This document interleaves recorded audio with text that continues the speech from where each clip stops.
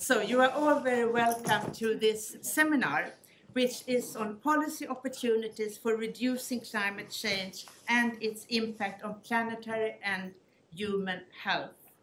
My name is Christina Moberg. I'm the president of European Academy Science Advisory Council, and I will soon tell you what that is, but in a while. Climate changes are becoming more and more obvious. And even here in our part of the world, in some parts of the world we see droughts, in some parts we see floods, and some parts of the world become inhabitable. And that means that we have more and more climate migrants around in the world. Climate changes also affect the biodiversity and by then also ecosystem services, which are vital for our health. And it also more directly affects our health.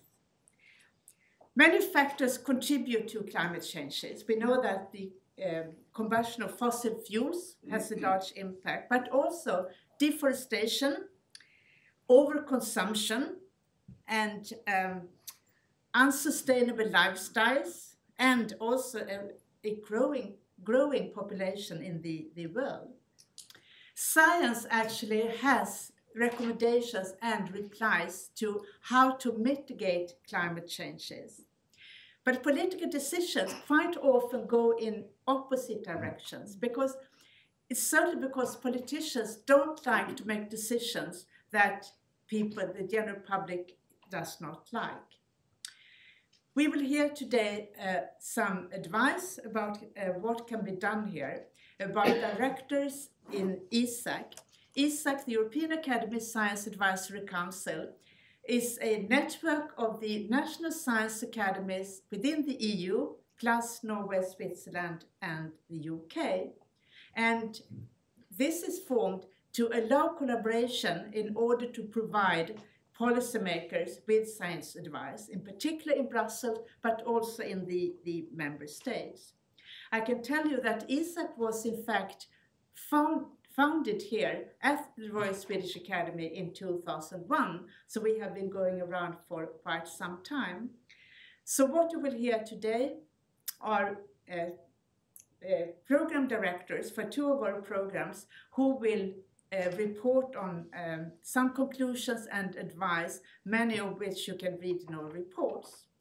This seminar will be moderated. We have two moderators who are both members of the Academy. It's Lars Bergström and Anna Rutgersson, sitting here. So please come and introduce the first speaker. Lars, please.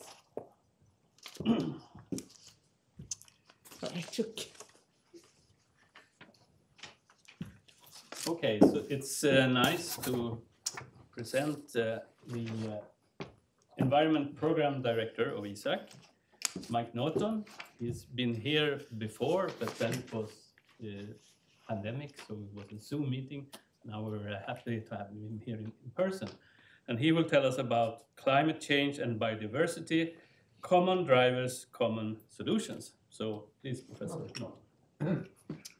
Well, thank you very much, and it's a delight to be here and in this almost brand new lecture theatre. And it's from my university days. I think if we had such comfortable chairs in the auditorium, half of my students would already be asleep. So I can see they trust you much more than typical students to stay alert and listen to what we're going to say. As Christina said, EASAC has a number of programs, and we're here to talk about a series which we hope are of interest to you as an audience. And my first contribution is about work we did last year on the relationship between climate change and biodiversity. We did this because just over a year ago, it was planned that the COP26, which was to be held in Glasgow in October last year, would be at almost the same time as the COP15 of the Convention on Biological Diversity, which was intended to be held in Kunming in China. And I think you've all seen the problems of getting in and out of China with the COVID crisis, and that has been progressively deferred. And finally, COP15 will take place actually from next week in Montreal, in Canada, because people still can't get into China because of the COVID restrictions. So our initial plan to have a note which is contemporaneously interesting to both meetings was slightly thwarted by events, but we did reissue this note in spring and sent it to the COP15 Secretariat. So we hope that at some stage what I'm about to talk about will have been thought by both conventions. The basic premise behind looking at these two is because we really have two crises. We have many crises, but there's our two separate crises which have been treated separately in the international field. We have the climate crisis and the biodiversity crisis, and I'll just give you two very short slides on each of those. On the climate crisis, you're all very, very familiar with this will go. Just don't seem to have a great response. Anyway, so the bottom right of the graph, you see the inexorable rise of CO2 concentrations. Despite having had 7 years since the Paris Agreement, there's no visible sign of any moderation in the rise of CO2. If you look at the actual emissions, this is a diagram from Anderson and Peterson in an older paper, which shows the falling pathway which is necessary to meet 2 degrees. And you can see that our achievement as a global emission has been more or less zero from the starting point of this particular graph. It increased to 2015 and has been plus or minus a little over 40 gigatons a year emissions since, with no real sign of any start to a reduction. So every year we get further away from where we should be if we were serious about tackling climate change. That is translated into increasing concerns about entering what we call dangerous climate change. Dangerous climate change is the commitment in the Framework Convention for Climate Change that we must not get into. And as Christina said, if you ask Pakistan or even Europe this year, are we into dangerous climate change, then I think you must realize that we are. Tipping points are meant to be one of the measurements of how far we are, and this latest report shows that we're already into irreversible change on many of the ice bodies. We are well on the way to overshooting tipping points in the Amazon and uncertainty over the Amok and the Gulf Stream. Ocean acidification is proceeding. We just don't know at what point that tips over the ocean biosystem into an unsustainable and unproductive state. And we've got some really catastrophic and existential tipping points bubbling at the edge of being overturned. So our sense of urgency of climate crisis has become more and more acute in the last 4 or 5 years. And IPCC itself says, unless we start immediate and drastic reductions in emissions, we are not going to meet any of those targets. So that's the climate crisis. The biodiversity crisis has similar alarming figures. These are figures on the reduction in mammals, amphibians, reptiles, and fish in terms of biodiversity since 1970. As you can see, some of the reductions are quite astonishing, and there's been a drop in biodiversity in Latin America of 94%, and in Africa 65%, even Europe down by a quarter. So these are the biodiversity losses which we've been recording over the last few years, the last 40 years. Going to the next indicator, as you all know, IPBES is the IPCC of the biodiversity field. And this is a figure from their latest report of about 2 years ago, showing the degree of changes in the ecosystem systems, the species extinction risks now applying to 25% of species. And on the left side, their allocation of drivers, where climate change is like the 3rd most important driver. So again, you have an interaction of climate change having a direct impact on biodiversity threats. So if we change to the actual way in which they do interact and the way in which these two crises interact, this is a figure I borrowed from World Wildlife Fund, but as you can see, this has some of the interactions explained pictorially.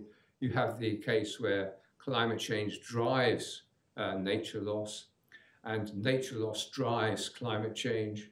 You have common drivers for both, human activities, both triggering climate change and also triggering biodiversity loss. And also you have the option of trying to adjust the natural system to actually help both. So there are nature-based solutions being proposed for both climate change and biodiversity. And the key is to try and move the dialogue and move international and national policies towards trying to move away from destructive interactions to beneficial interactions. The common drivers and risks we can point to are a number. A classic one would be the more you destroy the Amazon rainforest or the West African rainforest, the more you release those huge carbon stocks which are in the forest, and you destroy the biodiversity there at the same time. So that shows multiple damage from the same agricultural activity. You've got the trends towards increasing temperature and changes to precipitation, obviously affecting human impacts, as we've seen with so many countries recently, and also damaging species' ability to survive. You've got the warming and acidifying oceans, which historically can lead to dead oceans, and in the Permian led to the extinction of about 95% of all species. There's a point at which that is going to switch from the ocean helping absorb CO2 to starting to emit CO2. The classic example, a really horrendous example, 2 years ago of the Australian bushfires, killing between 1 and 3 billion animals and destroying so much forest that it emitted a gigaton or more of CO2. Again, huge parallel damage to both climate change and biodiversity. And we've got, as I'll be talking about later today, the dangers of adverse interactions between demands for energy and effects on biodiversity, where you start harvesting forests for your energy provision. And we've also got evidence that some of the solutions in the climate crisis are actually quite damaging to biodiversity, typified by reforestation and carbon offsets. As you know, many of the companies that you see who are often carbon neutral, this and that, carry on business as usual, but just buy what they see as carbon credits from some cases reforestation. A recent article in Yale University showed to what extent many of those projects are complete failures. The forests do not survive, they do not absorb the CO2 that they were supposed to, and therefore the carbon credits which have been awarded or purchased by someone trying to greenwash their product are actually totally just paper-based and not in reality. So there you have a damage to both ecosystems in the receiving area of these failures and a failure to actually lead to any net reductions in the atmosphere. So a lot of these solutions have actually proven to be unproductive and a waste of effort and money. So we have to look there for about, should we try and reform the international governance, which is currently separate between the Framework Convention on Climate Change and the Convention on Biological Diversity. Both actually were born almost at the same time in 1994 and 1993. UNFCCC is on its 27th meeting of the contracting parties, and CBD is on its 15th, which will start next week. Neither of this can be seen as particularly effective. I showed you the complete lack of any progress on global emissions, and the Paris targets are increasingly seen. The 1.5 UNEP said was more or less off the radar now, and even 2 degrees is not compatible with current trajectories.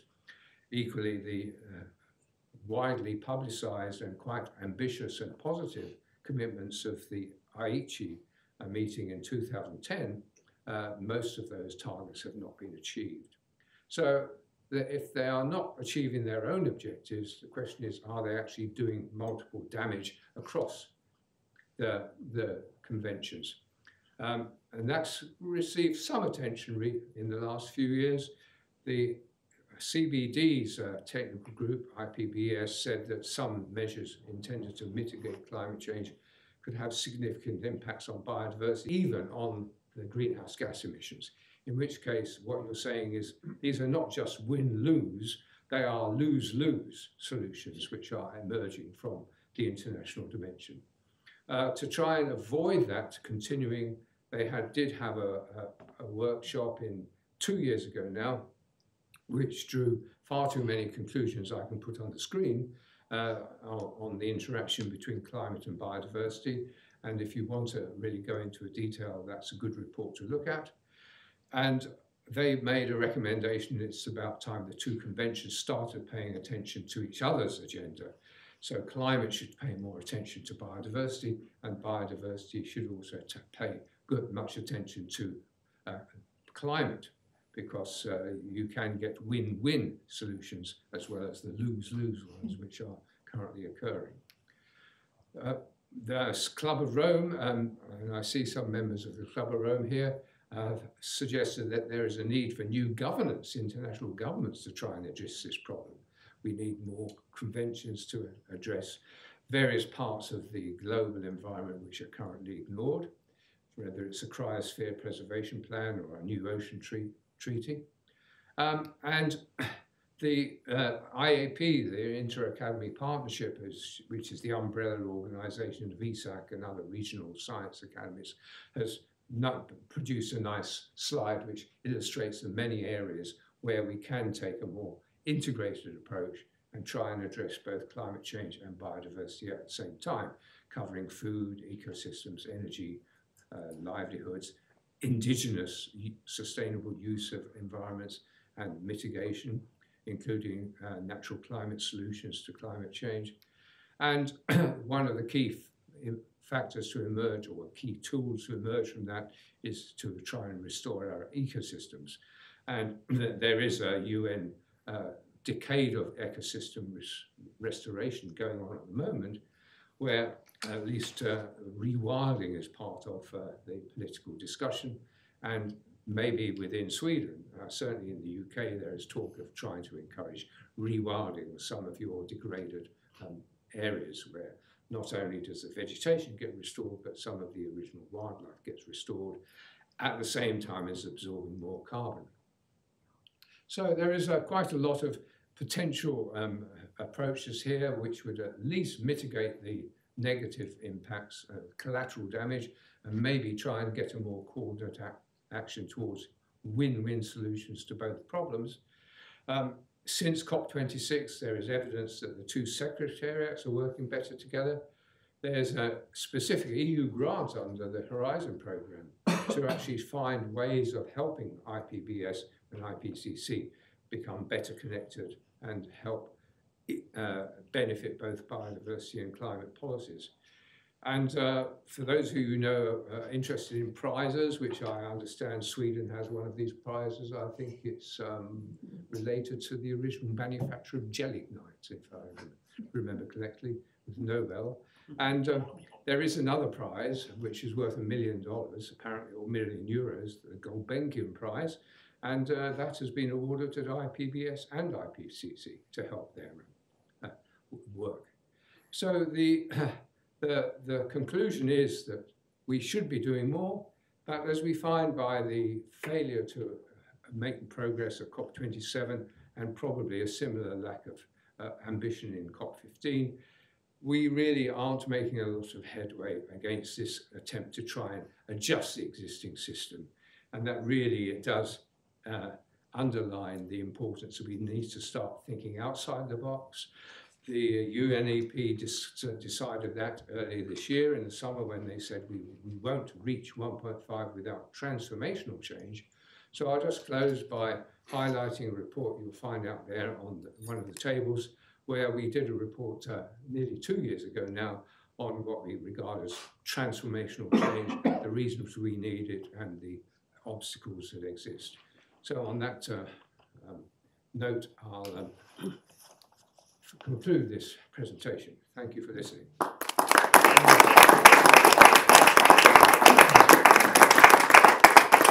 Thank you very much. Are there questions or comments? Yeah. Wendy Broadgate from Future Earth. Thanks for a really, really nice presentation on those connections and the research. I just wanted to flag an upcoming report early next year. There's an Earth Commission report coming out that Future Earth is leading on. And that is taking these two, both climate and biodiversity perspectives, but also the more broader definition of the global commons, looking at the cycles of water, the hydrological cycle, the functions of the Earth that support life on Earth, and defining Earth system boundaries to stay within those targets. I think it's really very much building on the evidence that you've shared here and offering important boundaries for both policy and business to stay within to keep us within a stable, both safe and just Earth system. So thanks for those perspectives, and also I think the definition of the global commons, there's more research on that coming out now to broaden its definition to keep life on Earth on a stable planet. So thanks. Good, that's good to have that coming. What we need is it for getting into decision makers thinking. Yeah. That's still a big challenge, however much we try. Anders? Thank you, Mike, for this interesting presentation. At our most recent meeting of the Environment Panel, we touched upon one aspect that I would like you to comment a bit on, and that was the way economics value nature, or the failure of conventional economics to really value nature.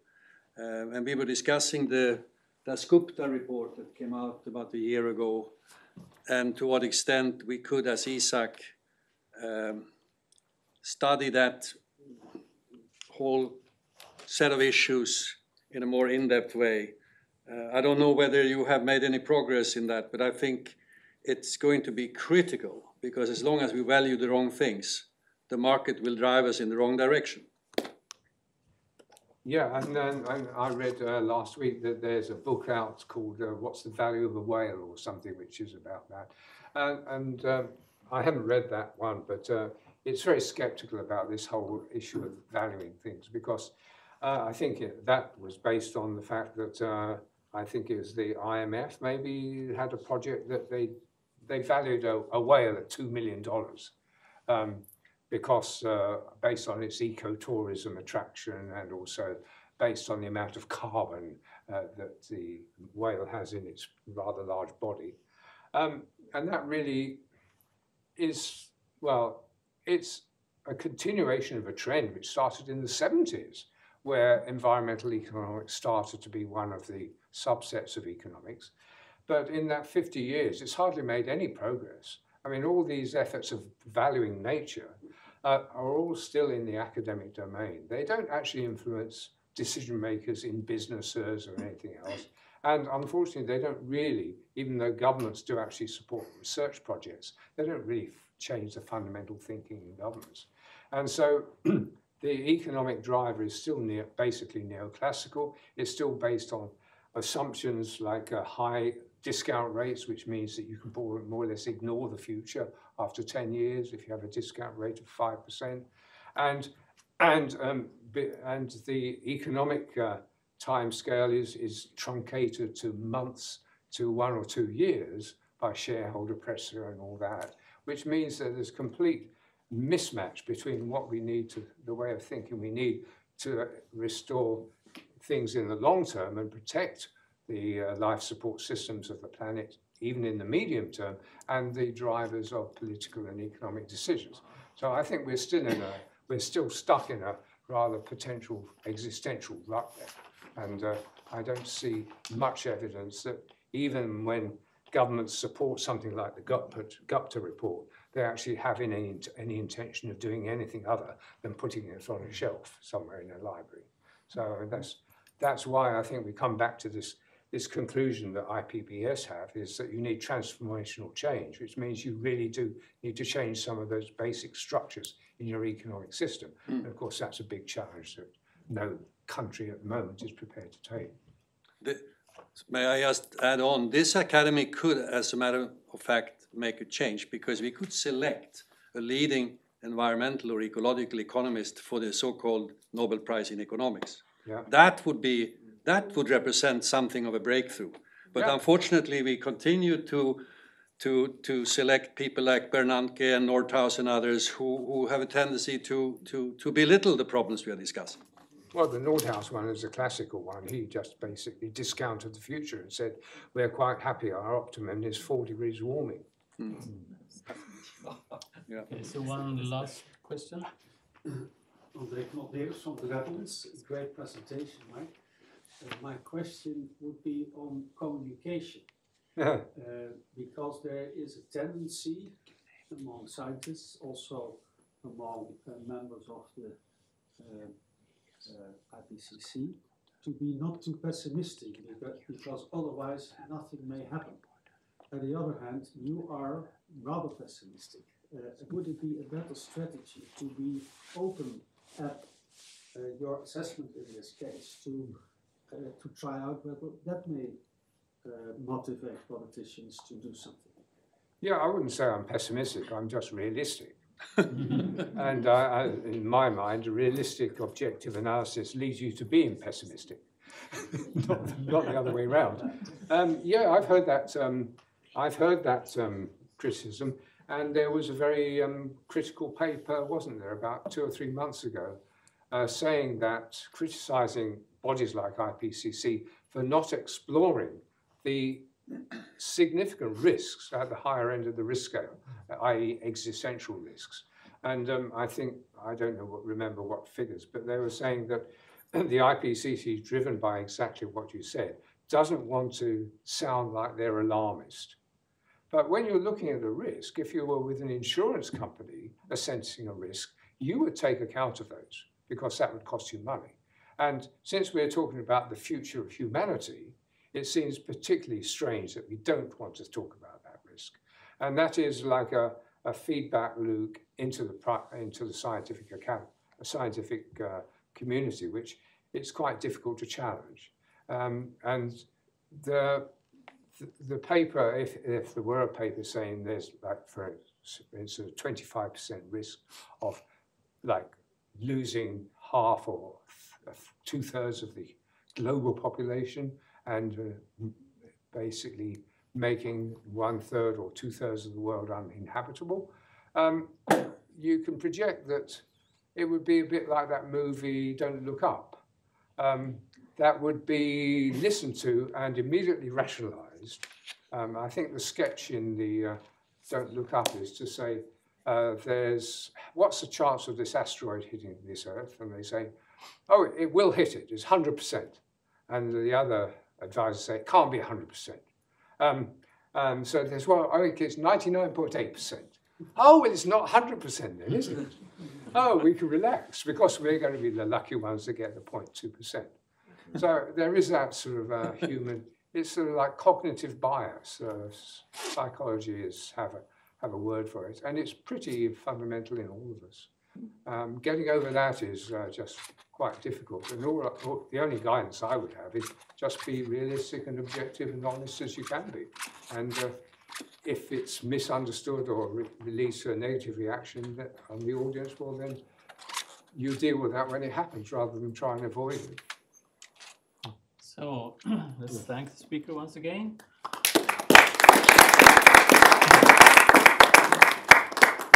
And now I call upon Dr. Robin Pierce, who's the Outgoing Biosciences Programme Director of EASAC, who will speak about climate change and health, integrating scientific evidence to inform policy at national, regional, and global levels.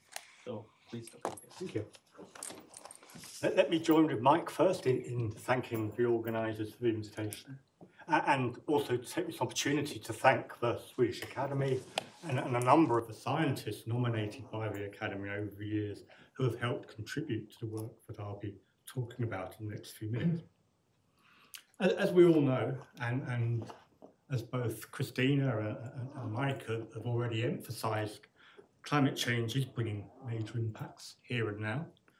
Mike has already provided the background on CO2 concentrations and the implications for temperature rise. This is a somewhat more regional.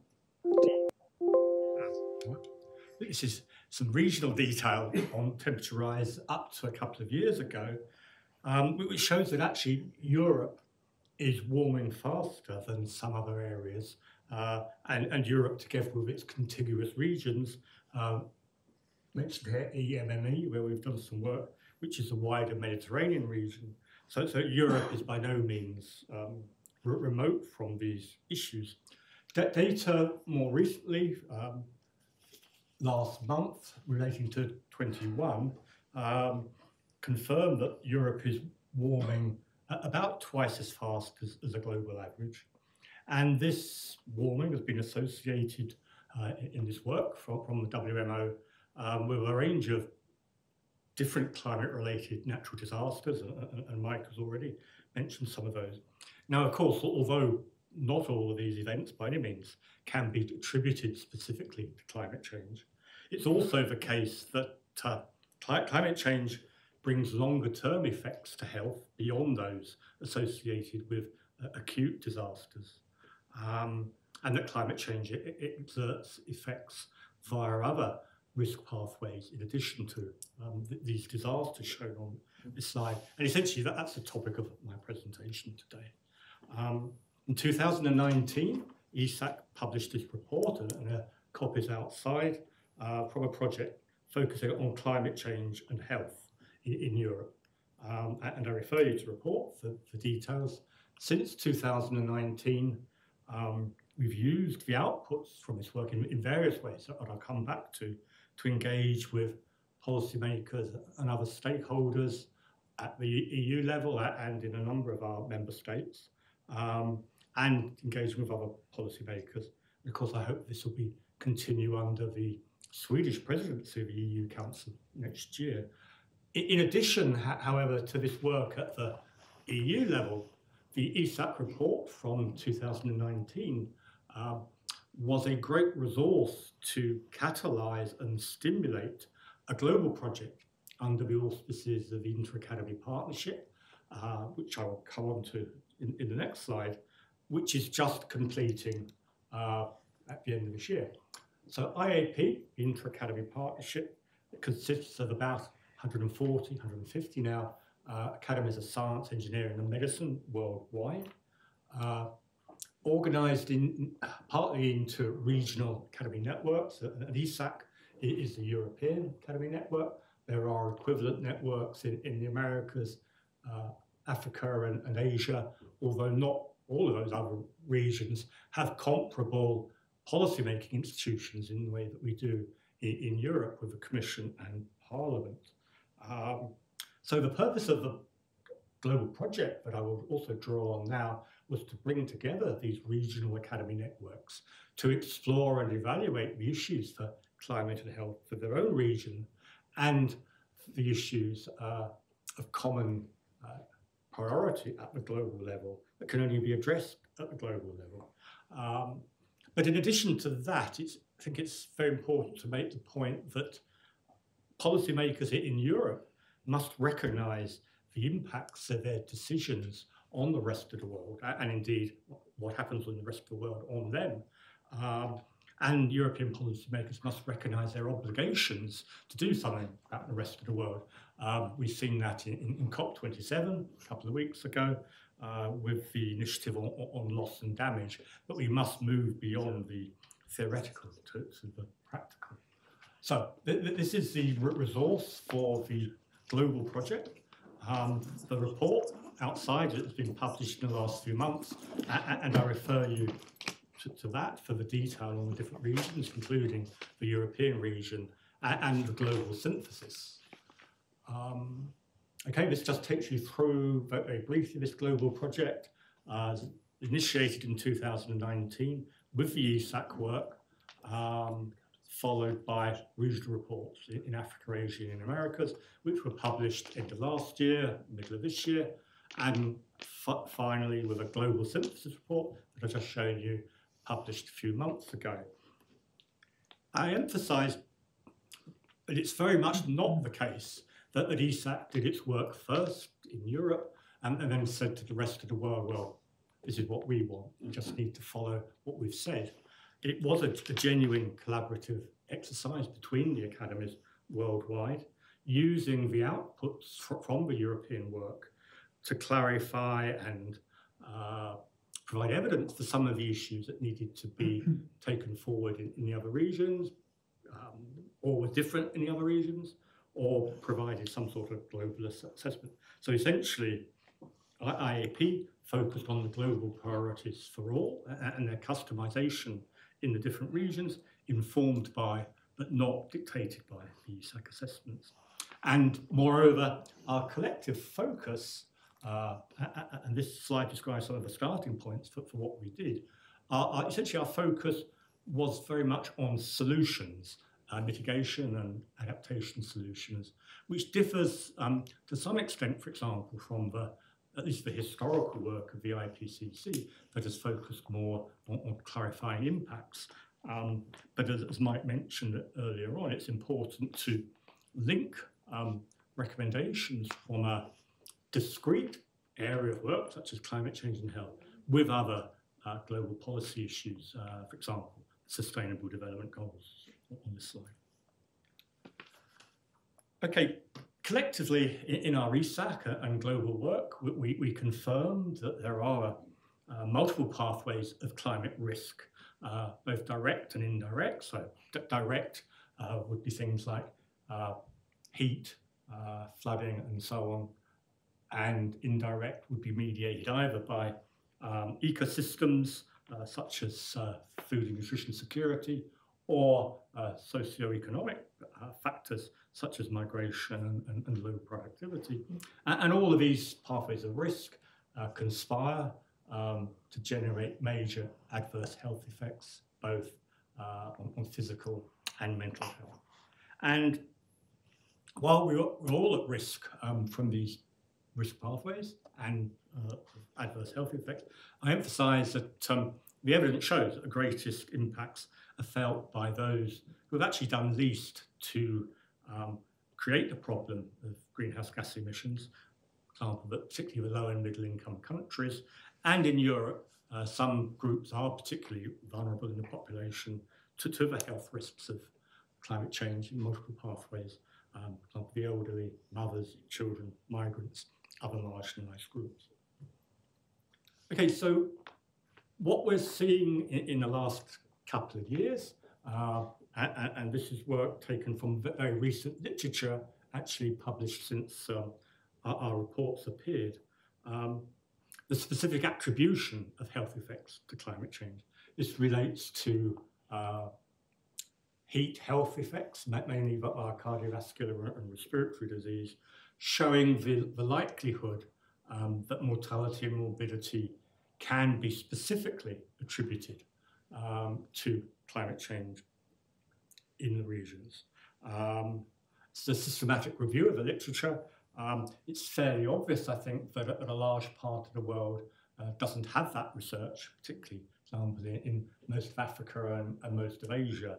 The evidence is drawn particularly from Europe and North and South America. And this is a problem, obviously, for the evaluation of the impact of the evidence. We just don't have the research evidence available.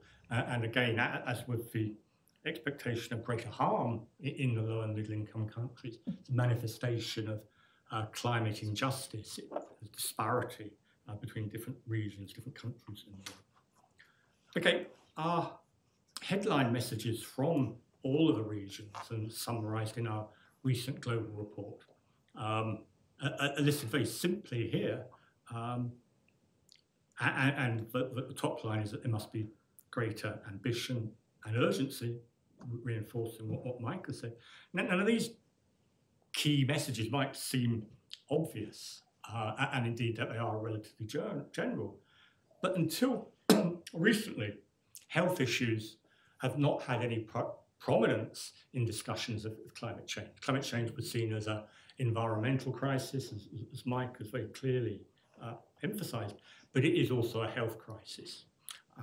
Yet if you look, for example, at the outputs of COP26 and a couple of weeks ago, COP27, you will actually see the word health hardly ever mentioned in the political statements. It is discussed on the floor of the COP, but it doesn't make the political headlines. And yet it is urgent and essential to transform. Okay, so as I say, the messages are relatively simple. We must act on the evidence that we have. We must generate more evidence. We must focus on solutions and quantify those solutions. Again, for reasons that Mike mentioned, if we can't quantify what we're doing and assessing the impact, then we run the risk of doing the wrong thing, generating maladaptation, for example. We can't understand trade-offs between different policy areas. We need to do more to evaluate and quantify what we're doing. Can't take just a national focus either. And the final point, climate change is a health crisis, but there are other global health crises that we faced, most recently, of course, COVID-19. And in a number of respects, COVID-19 and climate change intersected, by which I mean that the risk factors exacerbated one and the other. Yet the lessons that could be learned from the response to COVID-19 can also be applied to preparing for and responding to climate change and its health effects. So we can learn lessons from these concurrent health crises. At the moment, many of our governments don't show any signs that they really have done that.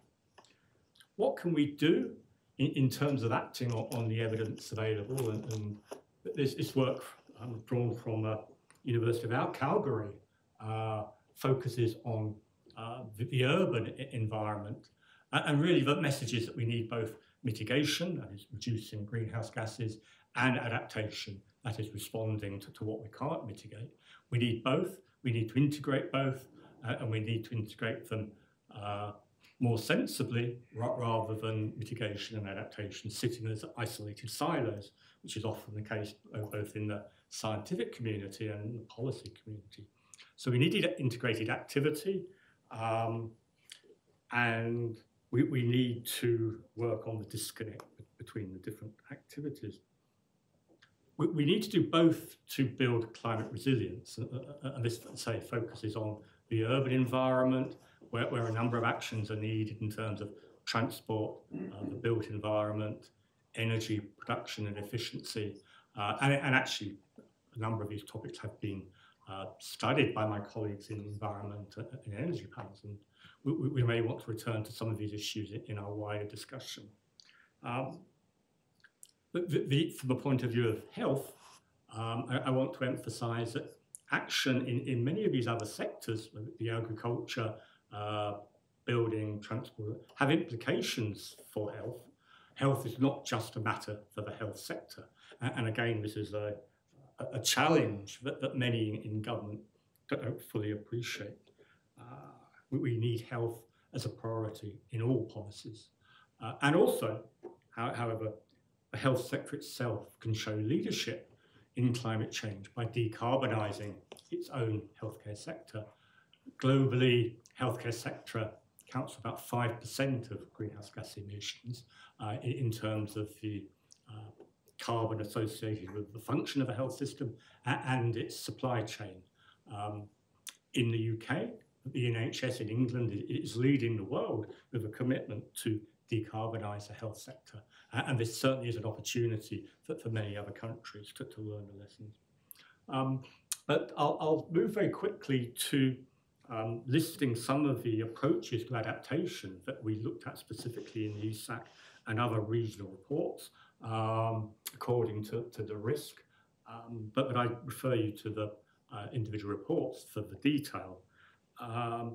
Just a couple of points to pick out. We discussed the importance of nature-based solutions as well as other solutions, and the importance of community-based interventions. Too often, great ideas have been imposed from outside, which haven't worked and haven't involved the local community. And second point, to reinforce what I said just now, we need to quantify these solutions. Without quantification, it's difficult to prioritise, and governments have limited resources, so they have to prioritise their choices, but they need quantifiable evidence to do that. And without that evidence, we do indeed risk making wrong decisions, maladaptation, inadvertent consequences. We weaken the potential to share lessons of good practice, and a lot of adaptation is at the local level, but we do need to share those lessons from the local to regional and global level. And we struggle to quantify trade-offs between the different policy options if we don't know the magnitude of what we're doing. So here's heat, wildfires and flooding. Here's malnutrition, forced displacement and infectious disease. And I say that there's a large amount of detail on each of these in our reports. I just highlight malnutrition, or much more broadly, the issues for sustainable food systems and food and nutrition security, because it's also mentioned in the next slide, but also my colleague Louise will be speaking later on one aspect of food systems and the future of food systems. A study of 9 particular countries, and again, this was published after we had done most of our work in the project, but really confirms that an important point. The nationally determined contributions need to do more to emphasise health as the core of their policy development. And they need to do that by thinking about the co-benefits of mitigation.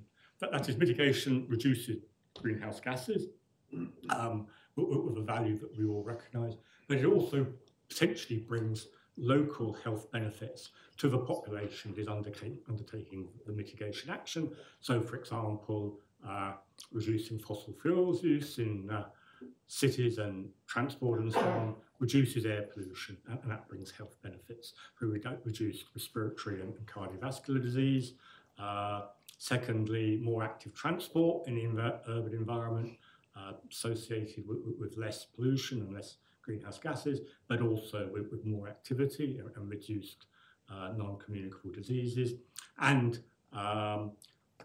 action in agriculture and agronomic sector reduces greenhouse gases, can reduce greenhouse gases from the agricultural sector, for example, by reducing livestock in farming, and at the same time will reduce non-communicable diseases associated with where there is excess meat and dairy consumption and excess calories.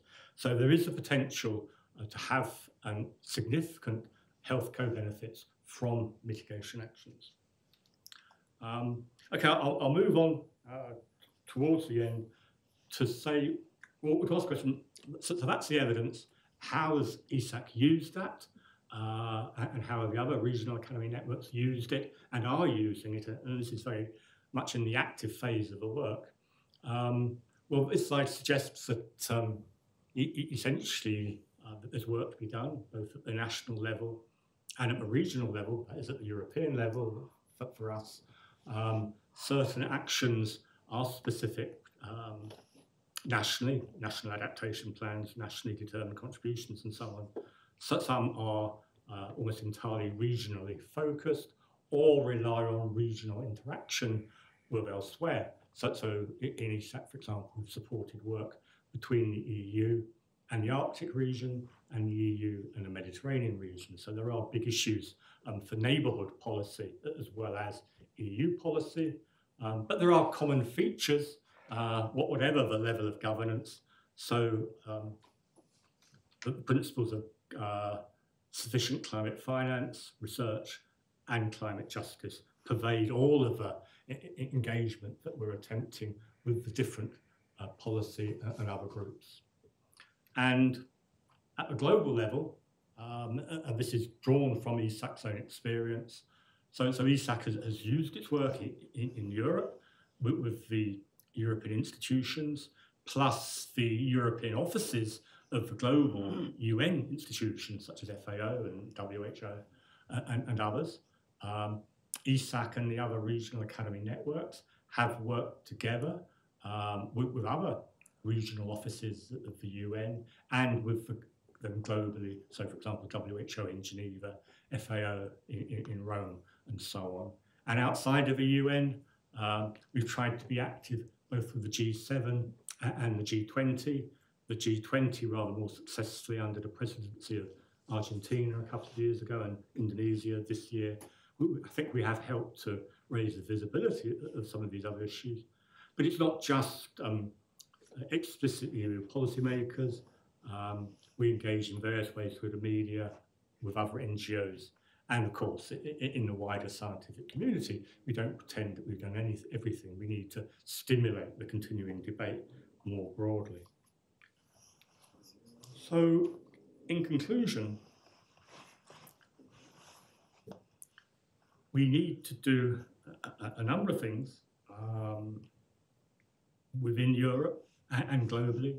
We need urgently to use the evidence base that's already available. We don't know everything, but what we do know we can use to inform policy and particularly to guide solutions and guide practice. At the same time, of course, as academies, we need to support the filling of knowledge gaps by new research. That may be, for example, to correct the current geographical bias, such as very little research in Africa and so on. That on the one hand, on the other, to do more, as I mentioned, to quantify the solutions for adaptation and mitigation, and to do that again with a focus on the most vulnerable groups in society. We need to use our evidence, and this point came up in the discussion to the last presentation, to communicate and to counter misinformation. And health professionals can be champions of change, and a number of you are health professionals. Quite often health professionals do have credibility over and beyond it with the public, over and beyond some of the other scientific disciplines. And it is a responsibility, I think, to use that credibility to lead the debate on climate change across all sectors, not just the health sector. And as academies, we need to emphasise the essential nature of transdisciplinary science across, let's say, all sectors and all levels of governance. So finally, there is a continuing role for academies at the national level, at the European level through EASAC, and at the global level. Briefly mentioned here, we can capitalise on our contacts with policymakers. We can take account of the diversity of evidence within and between regions. And globally, we do have a responsibility to incorporate the voice of those who often haven't been heard in the past, particularly from the lower and middle income countries and vulnerable groups, who should be involved in the generation and use of research. We begin to see that, for example, at COP27. What we don't see yet, again, is the application of that to health equity as part of climate justice. So I'll finish there. Thank you very much.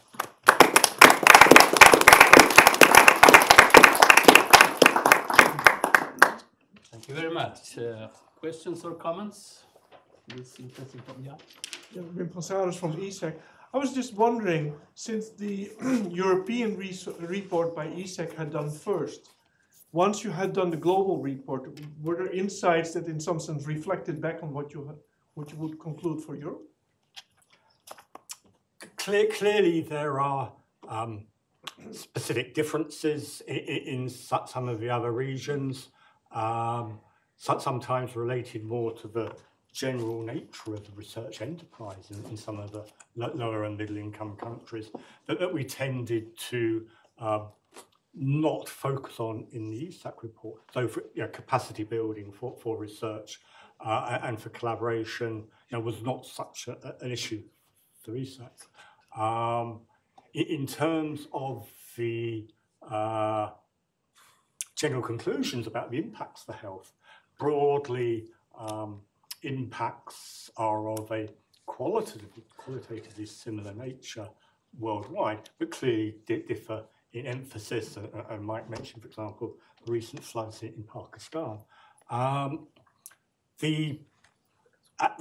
Also, of course, remember that 3 years have elapsed, and the evidence base has progressed in that time. So, for example, the greater awareness of the mental health consequences of climate change perhaps was not emphasised sufficiently in the EASAC report, but it is becoming more to the fore now. But if I may, I would extend your question to ask another question. Well, the EASAC report appeared 3 years before this one. Is it time for EASAC to do something else to follow it up? And, I mean, I think these are important issues, that there is a lot still to be done in Europe. And I certainly could envisage a return to this subject sooner rather than later. Yeah, Anders. Thank you very much for your presentation. I recently read a most interesting book by Kim Stanley Robinson. It's called Ministry for the Future. He's a very acclaimed science writer in the US. And the book is worth reading, really, because it deals with climate change in the long-term perspective. And the opening chapter is really a horror story. It's the combination of a heat wave and high humidity in parts of India, and millions of people die because of that, and how to cope with it. And this particular aspect, that certain regions will, according to science, for a considerable period of time, experience these kind of weather conditions, meaning that people without air conditioning will not survive. I'm not saying that this is primarily something for Europe in the next coming decades, but it's definitely something for the world. Absolutely. I mean, if current trends persist, then indeed large parts of the world may become uninhabitable. And before that, the possibility of doing physical work outside, farming, for example, becomes impossible. So these are clearly major issues. And obviously, that in itself is a socioeconomic determinant of health. If you can't work, you can't earn, then the health of you and your family is going to suffer. So these are indeed major issues. And yes, they are impacting to a very great extent in some of the other regions of the world. Not necessarily so far away. We see in the Eastern Mediterranean, Middle East, some very large projections of future heat. And in Europe, this year, 2022, the current assessment of excess deaths from the heat wave that we experienced in most of the European countries, but that was relatively short, was relatively modest compared to central India, and something like 20,000 excess deaths. Now, that's not peer-reviewed. It can be maybe attributed to other causes as well, but it certainly is a significant number. And that's at a current warming of 1.2 maybe in Europe. So, these are significant issues for human health. Okay, thank you very much. Floor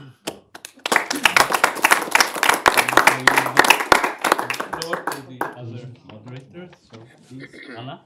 Thank you. So now we change the topic a little bit, but we return to the first speaker again. So please, Mike, we'll talk about bioenergy with carbon capture, BECCS, a case of wishful thinking, maybe. Well, apologies Please. for coming back so soon. And ask for your indulgence for another 20 minutes of my voice. This is an area of work in EASAC which we've been focused on quite a lot, some in conjunction with my colleague Bill Gillett in Energy Panel, and that's the best way of using forests as a source of raw materials and all the other uses of forests, and the increasing trend to use it as a source of energy. So I'll be addressing that historical development and also looking at the future in the demands to use it attached to carbon capture and storage, which gives you this BECCS. And for those who haven't become all too familiar with BECCS, BECCS is bioenergy with carbon capture and storage. This is a particular issue in Sweden. Some Swedish stakeholders are very engaged in this and have to deal with this conflicting advice they get from different positions. One source of advice says that forest is a source of carbon sink, so we should be asking them to grow more and absorb more carbon. And others are saying carbon in the forest can be used as a source of energy, so we should be harvesting more to use it as an energy source. And there is a European directive called the Renewable Energy Directive, which has been in force now for 15 years, almost 15 years, which classifies bioenergy in the same manner as wind, solar and geothermal as a renewable energy source, which can be encouraged by national states and subsidized. And because of these inherent differences between different types of renewable energy and the debate over the best use of forests, that directive has been under continual debate and revision since it was started. And for those of you who are not up to date with internal European politics, there is a big substantial proposal to amend that directive currently going on in the trilogue phase, where the European Parliament has made proposals and they have to be resolved with this procedure between the member states and the Commission going on at the moment. And I can tell you that tens of billions of euros of public monies are associated with the outcome of this negotiation, and whether countries can actually meet their standards for renewable energy are also at stake. So the debate here is pretty fierce and pretty aggressive sometimes. And throughout the last few years, EASAC has been trying to steer an objective course to inform this debate, which I'll talk about today, starting with the use of forest biomass for generating electricity and this latest solutions for BECCS.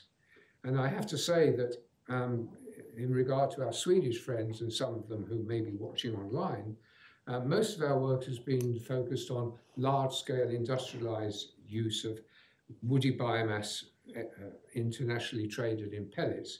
And so what we'll be talking about there does not necessarily apply to some local and more efficient uses, which I understand are happening in Swedish energy and forest interactions. So they shouldn't misinterpret our findings as applying to all cases in Sweden. Nevertheless, the basic principles I will advocate of really properly calculating the carbon balance and properly assessing the impacts of any project on the atmospheric concentration of CO2, they would still apply regardless of the type of project we're talking about. So to get on to the talk, these are the main papers we've produced in the last 5 years. Most of them are internal, published EASAC reports subject to the EASAC peer review system, and one peer-reviewed paper in the open literature. So I refer you to these for reference. Talking about the actual basic problem, this is a rather complicated diagram of the use of wood in the European, which we used in our 2016 report. And you'll see at the bottom here, there was quite a substantial use of bioenergy from forests even in 2012. And also this upper shows you the amount of carbon actually reserved in the forests. So this would be our baseline when bioenergy was just on the gradual increase. Nowadays, we have to look at forests in a much broader sense than perhaps then. We have to think of them as offering services which are non-market services, biodiversity, climate change mitigation through absorbing carbon from the atmosphere. And we've got a number of other ecosystem services offered by forests. And that's being approached and having to be balanced by increasing demands on energy at the bottom of this. And the whole question that we've been looking at in the last 5 years is trying to inform the debate on how you balance all these multiple objectives you have for forests. The challenge for policymakers in handling and managing forests and the regulations associated with it are complicated by the diversity, not just of users of forests, but the ownership, many private, small owners, some larger owners, very large number of public lands, public forests. You've got private economic interests, how to make a profit for your land, how to make a profit from paper or pulp or whatever. You've got the public interest and an increasingly important interfaces between what does the national perspective take in relation to global interests, because when we're talking about effects of a national forest on the net carbon balance, that has a global impact, whether it's positive or negative. Also, there's a global commitment to biodiversity, which national policies on forest management may interact with. We've got also the important problem we referred to previously. How does economics deal with these non-marketable goods like biodiversity, ecosystem services, recreation, water quality, when it's in competition with actually getting a short-term reward by cutting the forest down, whether you use it for lumber or burn it. And we've got that to deal with this juggling act against a background where the climate stresses increasing in Europe, for instance, this year, degraded quite a lot of forests, either in terms of stress or because it got burnt. And we've got demand pressures, and we've got lots of recent evidence which shows that that's actually reducing the net carbon sink capability of many of the national forests within the EU. So we're no longer able to bank on forests absorbing an additional 100 million tonnes a year. That's going down. And so we have to look upon current policies and current subsidies as whether they're really fit for purpose. And that's what we've been trying to do. What we really found is that there's been a paradigm shift which is not recognised by policy in the way we look about forests as a source of energy. And the original concept which was used in the 2000, just before the first Renewable Energy Directive, was that sustainable forest management, which is well practiced in most European countries and has been delivering regular sustainable sources of lumber, paper and board for generations, that was seen as having a residue, like in the upper picture there, leftover slashings, twigs which are no good to anyone, branches. And these were like a source waiting to be used, and it was pretty good to make some use of that and generate electricity or heat. And that would be a good idea to regard that as a renewable energy to be encouraged. And this was in a time when wind and solar were really expensive, not so technologically efficient. And so in those days, this was 15 to 20 years ago, bioenergy got equated with wind and solar as a renewable energy and treated in the same way under the Renewable Energy Directive. And that led to people, governments saying, oh, we should encourage that. We'll offer a subsidy to people who do that. But that set in train like a typical law of unintended consequences. Once you have an opportunity, the investment community and the existing power stations saw that as a way of avoiding the stranding of their assets. And we saw a big move to switching from coal-fired power stations to using biomass. And it's quite obvious when you look at those twigs there, that's not going to fuel a very big power station. And in fact, if you have to go around harvesting that, picking it up, you're going to be using more gasoline and diesel in the trucks that are collecting it than you're going to get in any savings. So not surprisingly, for perfectly sound economic reasons, this is where we are now. This is the main source of wood pellets which are used for power stations. These are not residues. These are stem wood taken from trees which would otherwise have gone somewhere else, either stayed in the forest or gone into lumber or board. We've also got huge power stations. The third largest emitter in Europe is a biomass burnt power station emitting 15 million tons a year of CO2 around. We've got them actually consuming 7 to 8 million tons of biomass per power station. And globally, you've got shipment of these wood pellets from USA and Canada to Japan to South Korea. In that direction, you've got them coming over the Atlantic. And the latest wonderful one is that they're harvested in Canada, taken by rail to British Columbia port, put down the ship across the Panama Canal, across the Atlantic, into a loading port, onto a train to the power station. And that is still regarded as renewable. And that supply chain has gone from being the sort of 10 kilometers envisaged in this original concept to 20,000 kilometers in the case I just mentioned. We've got an international accounting system which allows you to disguise that, and huge subsidies which across Europe exceed 10 billion euros a year.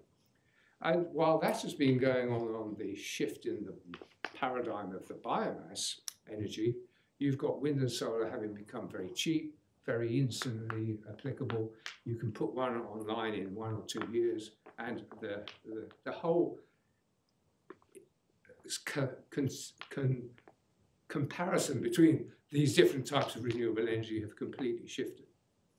So what has also happened is, as I mentioned in my first talk, we've gone from seeing the climate crisis as being one of 30, 40, 50 years ahead to being one now, and needing to reduce CO2 levels in the atmosphere now and as fast as we possibly can. So let's start re-examining this whole question of, is bioenergy a renewable energy in the sense of, does it have any effect on climate which is beneficial? And the starting point has to be these figures here. If you install a solar panel or a wind generator, when it's operating, you are emitting 0 CO2 for every kilowatt hour you generate.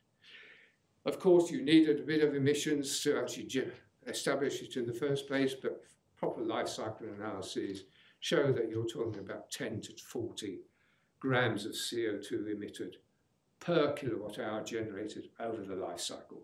And the nuclear comes in the same sort of range. Now, you can't generate electricity from a biomass station without burning biomass.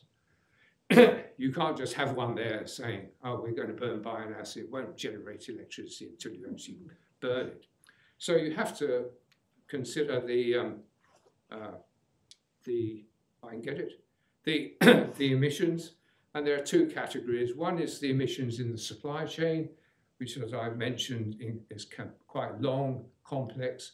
It involves collecting diverse sources of biomass. You have to go through a drying and pelleting stage and then ship it to where it's used.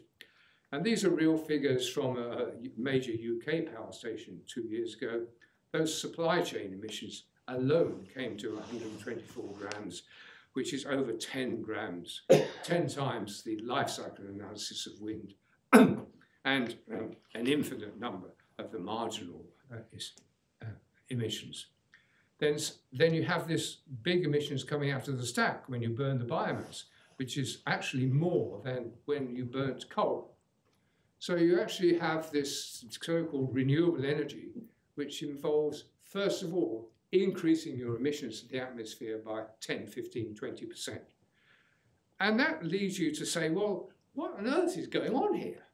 You know, did someone have a bit of a sort of an event when they made these decisions? And the reason is because they were hooked on the original concept of this biomass being waste, which would otherwise not be used, which otherwise would just go into the atmosphere anyway. They didn't do the initial assessment on the basis of the current model. So why is this still justified? The idea is that these stack emissions, because they come from a tree, which developed in human timescales rather than the hundreds of millions of years that for oil and coal, it can be treated differently, and that it can be treated as carbon neutral. because the carbon in the biomass either came from the atmosphere recently, or it is assumed that once it's cut down and the forest regrows, it will be reabsorbed. So you have this idea that the initial increase in emissions, which we call a carbon debt, will be repaid over time as the forest regrows. Perfectly valid concept. The question is, how long will that take? And that is a problem which has engaged a lot of scientists in debate and argument for quite a number of years. So okay, sorry. I thought we'd lost some visibility somewhere. Oh, thanks. Thank you. So the scientists have, there isn't a single biomass definition or a single biomass case study. Every case is different, and this leads to plenty of scope for argument between scientists and plenty of opportunity of picking your favourable case study. But looking at the extremes, there are cases where biomass is climate neutral or climate beneficial. This study looked at the original case, which is to look at real residues which have no other use and applied in a highly efficient manner, which is combined heat and power. And as you can see, this net effect on the atmosphere goes through this negative initial phase, but then comes down into a beneficial phase in a reasonably short period, just a few years.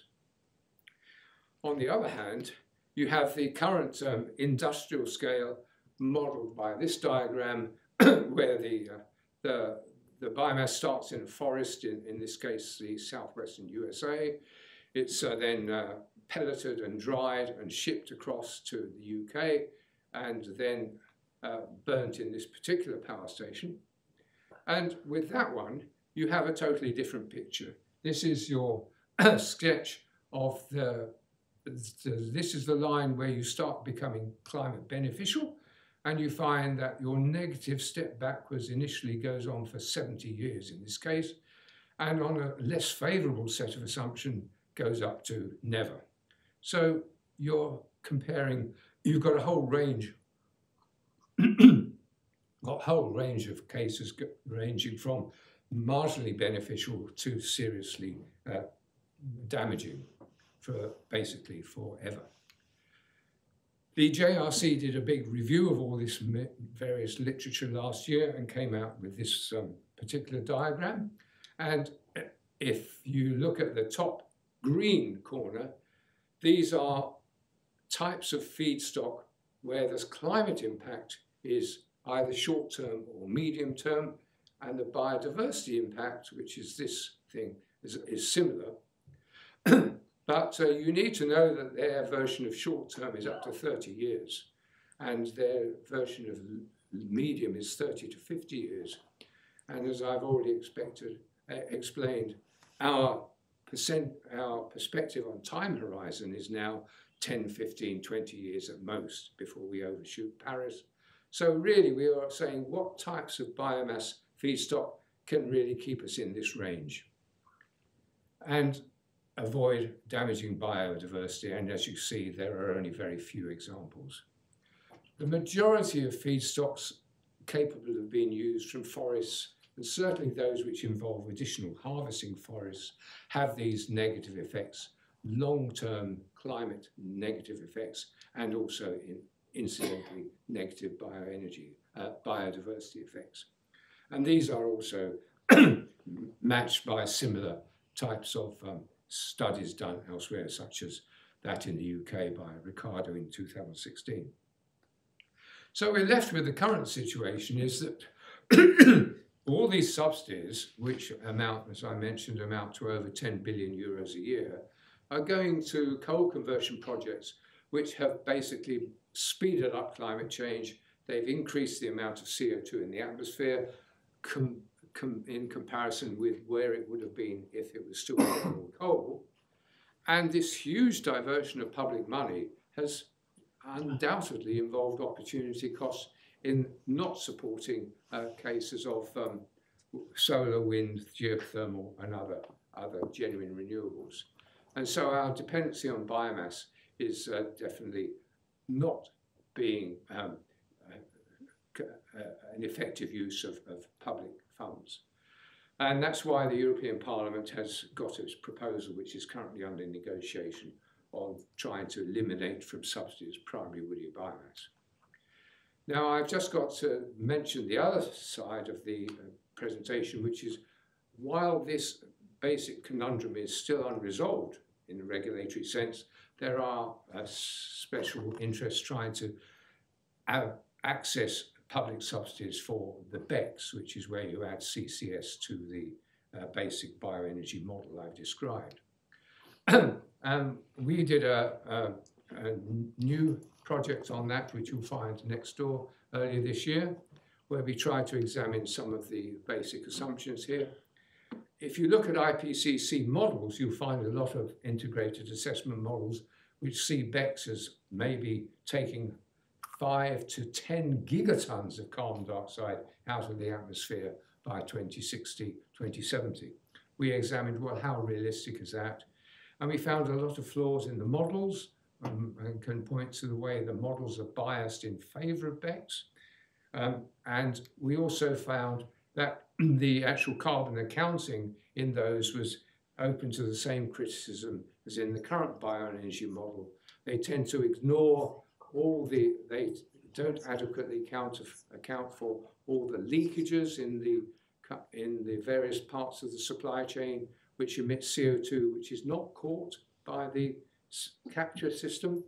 And there's a big parasitic energy penalty where you have to burn more fuel in order to generate energy to feed the CCS end, and that means you emit more CO2 in the supply chain, as well as having a bigger challenge for removal. And when you consider all those factors, you also have to consider what type of feedstock you use. Are you using one which is short-term, or are you continuing to use forests where your payback period is long? And the net effect of this is that many of the paper achievements of a BECCS project may in fact turn out to be either totally imaginary or delayed so much that we will be in a post-Paris Agreement target overshoot and into this uncertain, dangerous climate change territory. So our final conclusions are on the use of BECCS in carbon dioxide removal is that the large-scale wood pellet models that I've talked about won't actually deliver a net carbon reduction, even if you add CCS on it, for any realistic period that's any of use to us. We may have some potential benefits if we have a medium-term local feedstock with a short payback periods, such as miscanthus or short rotation coppicing, and that any proposals for public money for a BECCS project should have some due diligence attached to it, where they have proper life cycle accounting, where the proposer needs to demonstrate how they were going to achieve negative emissions and when that is going to be achieved. So these are the standards that we would recommend to any government facing a proposal from the industry to fund a BECCS project. So the final conclusion is that forests are an important resource. They're increasingly limited resource, and so you do need a general public consensus on how we should use it. Governments have to balance all these various non-market benefits like carbon stock, biodiversity, recreation, indigenous use against marketed issues, products such as lumber, and that the overall philosophy should be to use the woody biomass in highest economic and environmental added value. And that's where this cascade principle from the European Commission comes in, where bioenergy is one of the lowest possible uses. And that's why there's so much controversy as to why we should be subsidizing an activity so low on this chain, when there's a chance of using any spare for other products like aviation fuel, bioplastics, and that gives a big challenge to the Commission, the Parliament, and the Council of Ministers, which is what they're currently struggling with. So.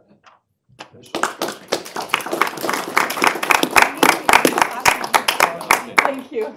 Eager question. Yeah, I keep wondering why you don't comment on other reasons, economic reasons, to suggest biomass and BECCS, as for example, the fact that these kind of subsidies also keep a fossil infrastructure running that otherwise would be bankrupt. All these assets like drugs, now it's probably one of the filthiest biomass power plants. Before it was one of the filthiest coal power plants. And this way, with all the subsidies that are being put into this kind of system, we still have this infrastructure, as I already said, otherwise it would just break. And I think that's what keeps it running, and that's what also keeps suggesting solutions like forest biomass. Well, that was the motivation of the original conversions. Yes. Because the labelling of any biomass as renewable gave an opportunity of avoiding those assets being stranded. Yes. And it also gives the governments an opportunity of getting quite a substantial amount of renewable energy in one tranche into their national credit. And that's facilitated. I didn't have time to go into all the nuanced detail, but the IPCC reporting requirements allow imported biomass to be ignored from the point of view of emissions. So you have a situation whereby the carbon stock in the Canadian forest or the American forest is being run down by the extra harvesting that's going on to provide the pellets. And that's assumed to be reported there, so that when it is burnt in the UK or Netherlands or Sweden, that emission doesn't have to be recorded in your national emissions. And that actually undermines transparency. It's basically almost a form of greenwashing, legitimized greenwashing. And it means that the image that is given at national level and facility level is not realistic compared with the climate. So the image is given of a substantial reduction in emissions, but the climate doesn't see that. The climate merely sees the extra CO2 going in. And so you've got a transparency issue there, which I didn't really have time to go into. But of course, this stranded asset is very important. I mean, these are powerful economic interests. They're also employment interests, structural interests. And looking at the UK again, that one power station produces 6 to 7% of national electricity. And in the current climate, where we're concerned about loss of gas and all due to the Ukraine war, that is obviously an issue of energy security. But to keep that going, and that is a political argument which you can imagine is strongly used. But the argument we would have in response to that, well, if it is a matter of energy security, then subsidize it under the heading of national energy security. Don't confuse the public by claiming that that is a climate change subsidy or a renewable energy subsidy. So again, a lot of this comes down to transparency, and the status quo is dependent very much on that transparency not being too clear and still being able to maintain the image of progress, in the image of reduction, even though in reality that's not taking place. Right, we need to move on. So one question before we go to the next speaker. So please. Mike, one aspect that I think we should take into account in the short-term perspective, maybe medium-term, is that while on the one hand we are seeing a lot of new wind power and solar power, geothermal, and I think also wave energy. I think wave is on the brink of a breakthrough.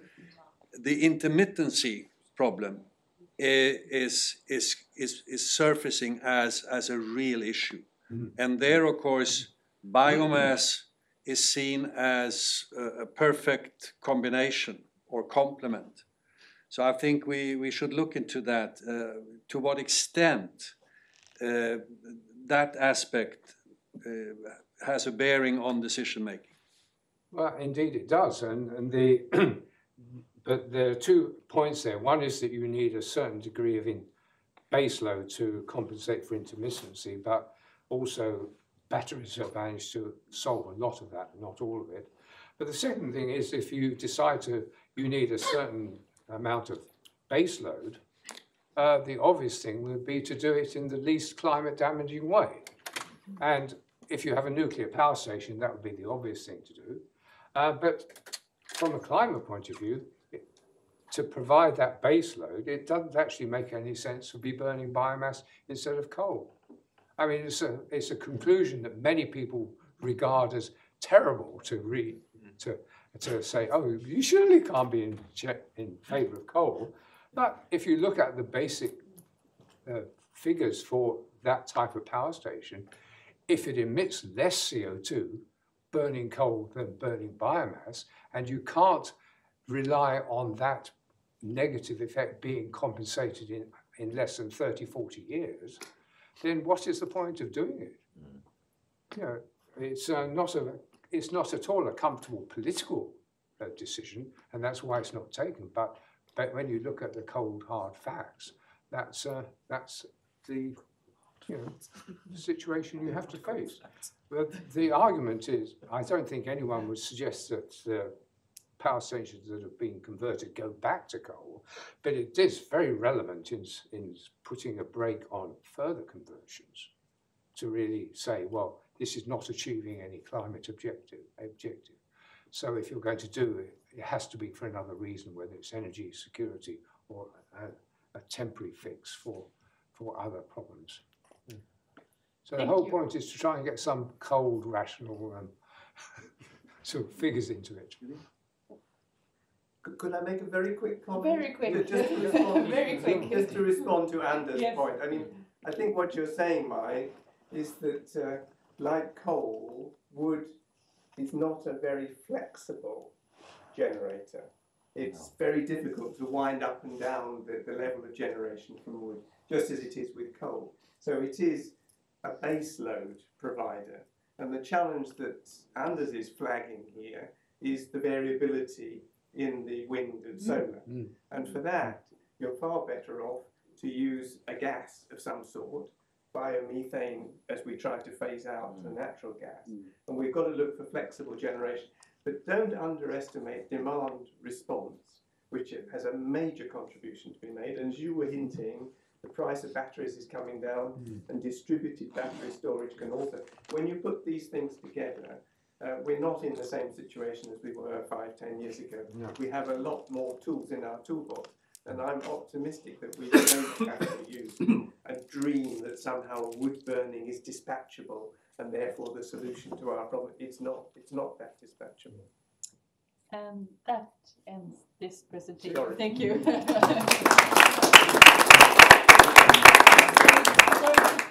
We need to move on to have time for the final discussion. So our last speaker today is Dr. Louise Leong, who is the incoming Biosciences Programme Director.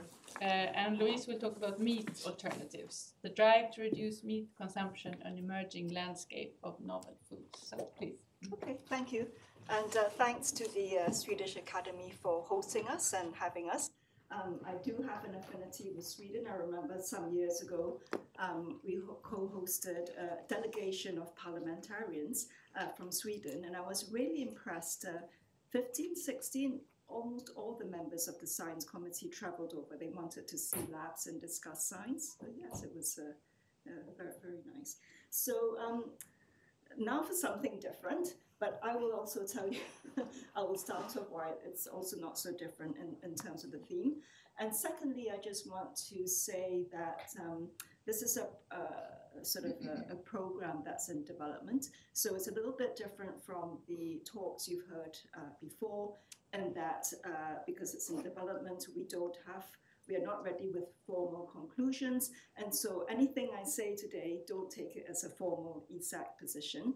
And I'm sort of reviewing the landscape and sort of pointing out some new developments and perhaps policy areas that could be explored. And of course, happy to update you when we are further along. So well, as mentioned before, the real continuity is climate change, environmental health and sustainability. And we know that food systems has a very big major link and interconnection with climate change. Of course, there is a huge demand and drive because of the demographics of population growth. And in terms of food production, most of the land that's used for food production actually used for crops in order to feed livestock. And that's where the sort of the meat alternatives comes in. And a third of sort of food production accounts for a third of greenhouse gas emissions, and of this, 2/3 from livestock. So, you know, the amount that arises from livestock is about twice as much as from plant-based foods, and that's from a sort of estimate of last year. And there is, of course, a decreasing spectrum. You have several studies, but overall, they do show that, you know, there is a decreasing sort of burden from beef to sheep, and then right down to poultry and then insects and plants, with whole plants right at the tail end. So therefore, looking at reducing meat consumption could perhaps contribute to reducing emissions and therefore climate change. And some estimates are reducing a day a week, or about reducing 20% of meat consumption. Together with behavioral changes can get to net zero, and that's the Committee on Climate Change in the UK. And here we are talking about reduction, which is perhaps easier to achieve than a total avoidance, and there are other reasons why you know, that may not want a total avoidance. And in fact, it does resonate in terms of the recent EASAC Regenerative Agriculture report. So that talks about sustainable agriculture, which could be beneficial for ecosystem and biodiversity. And of course, that program was led by Thomas Elvis, who many of you may know, and you know, colleagues of his here. So he did that while he was with EASAC. And there is some continuity and link with the bioscience program. So food and nutrition security in agriculture was a really multiple faceted report. It's worth looking into because a lot of those issues are still relevant today, and perhaps even more sharply so in terms of food security. And then, of course, climate change and health, which Robin discussed with you. He did allude to, and I've quoted here, there are R&D opportunities for meat substitutes, particularly with innovative foods, and perhaps that could be looked into in terms of policy issues. And so this topic of meat alternatives was proposed by the Bioscience Steering Panel, and I'm sort of newish to EASAC and took that on. So we have commenced a project. It's in development, as I've mentioned, as a disclaimer. We have a working group of experts from across EU member states, north, south, east, and west, a very good spread actually, covering these disciplines and more, food science, safety, biotechnology, cell culture, nutrition, public health, epidemiology, also veterinary medicine, environmental science, people, social sciences. In fact, we have 4 social scientists, economics, agriculture, regulatory affairs, and a couple of food systems, people, and of course, bioethics. So, you know, we do want a holistic look at things. So, as I mentioned, some of the drivers around environmental impact, but also around human health in terms of, you know, in sort of the global north and the west can be seen to be an excessive consumption of meat and associated cardiovascular obesity problems, of course. And if we could reduce that, it could improve health. And could benefit animal welfare because getting away from intensive farming, and if there is less intensive farming and good animal husbandry, less use of antibiotics in farming, and therefore the potential to reduce the development of antimicrobial resistance, which then impacts back onto human health as well. And this is just to mention that there are other ways of looking at the picture. So you've probably all heard, because the Nordics were involved in this Eat Lancet Commission. They commissioned what a planetary diet should look like that's good for human and planetary health, how to feed a global population of 10 billion by 2050, and keeping within planetary boundaries. I've decided not to copy their chart to avoid any copyright issues. And the meat component was much reduced, so that's roughly equivalent to eating a steak every 2 weeks, for example. greater inclusion of plants. So not necessarily looking for a technological fix, but they were sort of open for that. It was a universal diet, sort of universal across geographies. They've now commissioned a second one, which takes into account diverse guidelines, local diets, and therefore cultural differences, geographical distances, and actually food justice as well. I think they expect to be able to report on that in 2 years' time. So that's, sort of another view of looking at things. So, it's a whole range of alternatives, plants, whole vegetables are alternatives.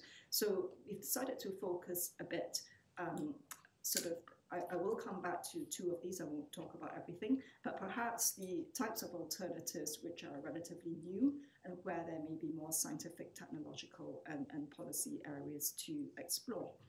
So cultured meat, for example, does tend to generate the most debate. It's also called artificial meat, cultivated, cellular, lab-created, synthetic, etc., all means the same thing. So that's derived from cell culture to form meat that looks like meat. Insects, edible insects, or you use it as feed to feed livestock, and of course plant-based substitutes. There are ones which have been around for years that you know of, corn, tofu, etc., and products of fermentation by yeast or bacteria, which are currently used, but for very simple ingredients. One thing we do want to say is that in looking at the meat alternatives, we are not actually giving dietary advice, neither are we reviewing the pros and cons of vegetarian or vegan diets. So some of the policy areas, as I mentioned, health impact, quite a lot around safety, toxicity, heavy metals, because if you think about insects and cultured meats, quite complex production cultured meat. Allergenicity comes up quite a lot, pathogenicity, for example. And nutrients and bioavailability, there are differences between plant-based, animal-based substitutes, etc. Environmental aspects, actually, how do you actually measure the environmental aspect? Do you take into account end-to-end, the production systems, the infrastructure, the fact you might have to keep sterilizing, for example, and then looking at each of the components. And of course, whether you look at different species of animals, cultured meats or insects, they do use land, water, energy differentially. Plants and insects, of course, come out most favorably. And you do need the end-to-end assessments for clarity. The difficulty with this, for example, for cultured meats is actually a lot of the technology of production and manufacture is commercially confidential. So the expertise in academia, etc., has no access to this. So what they are doing is actually modeling based on lab models, not on the large-scale production. And so you can have different scenarios depending what model you use to choose, and depending on your substrates, etc. And for insects, it varies according to species, where in the world you grow them, etc. So these are some of the issues. If for example, if there are claims of a product being, save the earth by eating this, will you actually really save the earth? Is it more environmentally sustainable? And then, of course, there's a backdrop of technological challenges.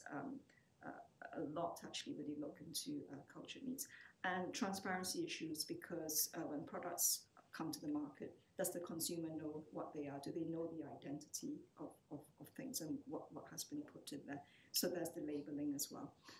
Societal aspects, cultural aspects, attitudes, food is culture as well. And also recognizing that there are public health policy measures, not social cultural measures, not just sort of looking at meat as the gold standard or default. Of course, bioethics issues that do appear because some of these have been around, the concepts have been around for some time, although a product hasn't been ready until recently.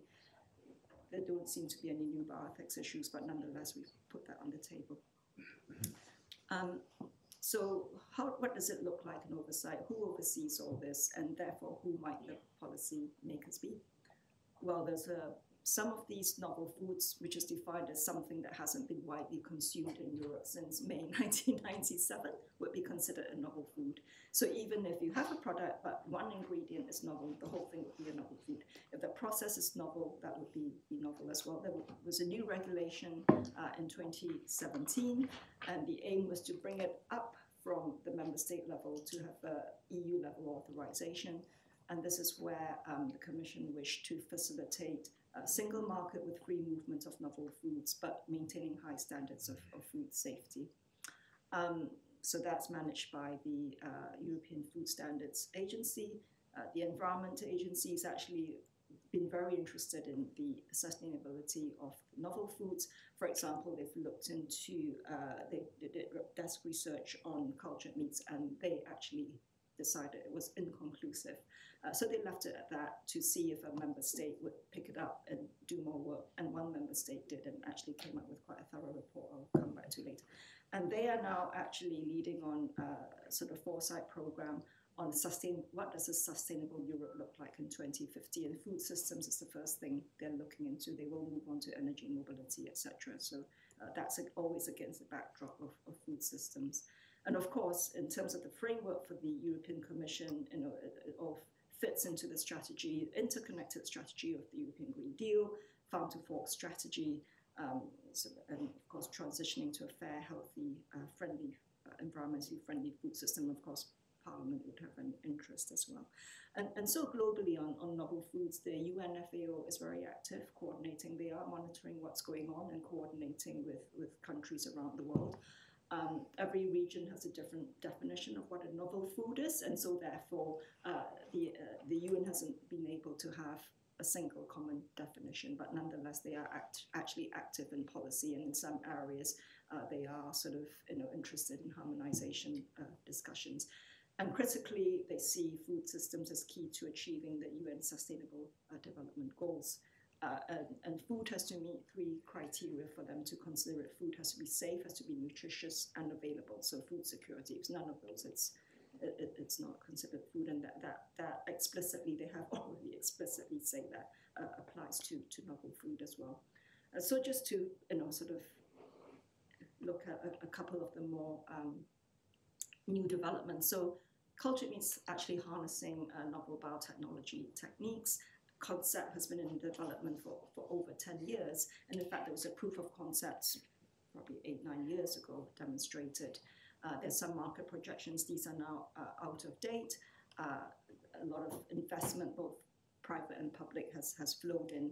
And many of the companies are small, medium size. But now you can increasingly see the large food companies get interested as they sort of see some products moving further along the pipeline to market.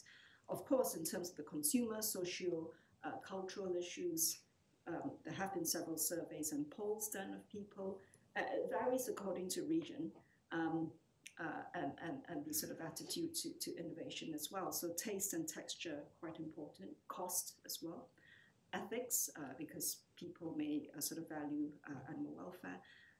There is the notion of artificial food, and that does have an impact on people's interest to consume novel foods. It is technologically complex. I will show. This might be too. This is courtesy of Professor Torbisto in Finland.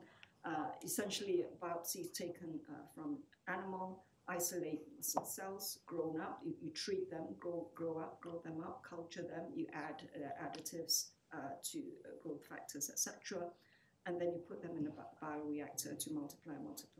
But they're cells, and so to get the texture, you then need to sort of let them form sort of around a scaffold to form a structure that mimics meat. And then you remove the scaffold. There are innovations in the sense of there are some groups which are looking at sustainable scaffolds which could then be incorporated back or recycled. So you have the, as you can see, it's a complex process with lots of variables, the ingredients, the substrates, and you can see that actually an animal is still used. And in fact, one of the ingredients is bovine calf serum, still comes from cows. They're trying to look for a non-animal sort of source. And with this complex supply chain, with all the substrates, with its amino acids, whatever, they have to come from different places. So it's not just a simple thing of culturing it. And to do the life cycle assessment, you actually need need to do quite a lot of complex modeling. So there's a lot of ongoing R&D to address that. You have the potential to adjust the composition of fats, nutrients, etc. if you want to have a beneficial impact on health. And this is, of course, a subset covered by the novel food regulation. And so it's only taken until last 2 years for a product to hit the market. I think people were quite surprised that something finally landed. So firstly, a product which was sold in a high-end restaurant in Singapore. I think the cost was $50 per serving. And then because the authorization is specific to your process, so your factory, also specific to the venue, the form in which it is served. So if you serve it in a different venue, you have to get an authorization again. So the second venue, this is by the same company, an American company, was actually at a local high street diner. So the price came down. They got an authorization for that, so 2020-21. And then just this year, actually a few weeks ago, the second country to authorize was FDA in the USA by a different company called Upside Foods. What is reported is that since the launch of the first product, that the company that's launched it in Singapore said the cost and pricing have come down by 90%, which sounds quite a lot, down to $4 per serving. But do note that cost and pricing isn't necessarily the same thing.